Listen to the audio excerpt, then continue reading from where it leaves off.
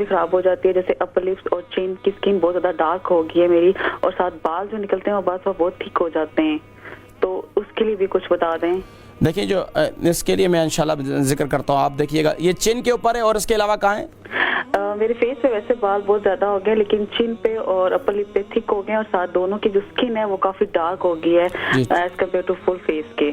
अब स्किन के लिए चेहरे पर अगर बाल बहुत ज़्यादा हैं और स्किन की प्रॉब्लम भी है, स्किन का कलर भी डार्क हो रहा है चेहरे का, तो ये ख़वातीन के अंदर फिर एहसास कमतरी पैदा करते हैं। इसके लिए बेहतरीन ये है, अरक़ गुलाब नोट कर लीजिए। अरक़ गुलाब जो है वो 4 चम्मच खाने वाले, और 1 चम्मच एप्पल विनेगर, और 1 चम्मच आपने हनी लेना है, यानी कि शहद अच्छे वाला छोटी मक्खी का, और इसी तरीके से आपने मेथी दाना 1 चम्मच टी स्पून ये लेना है।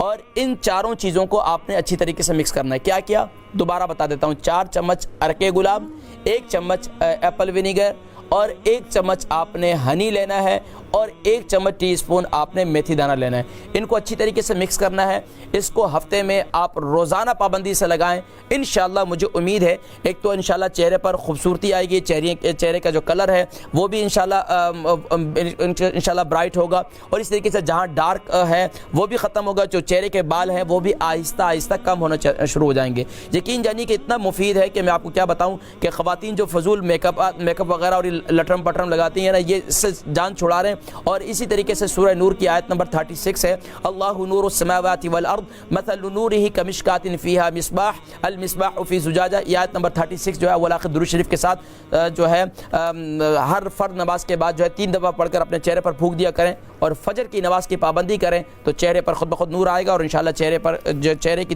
तमाम जो है तकालीफ इंशाल्लाह वो दूर हो जाएंगी। इसको हर एक इस्तेमाल कर सकता है जो भी अपने चेहरे को शादाब बनाना चाहता है।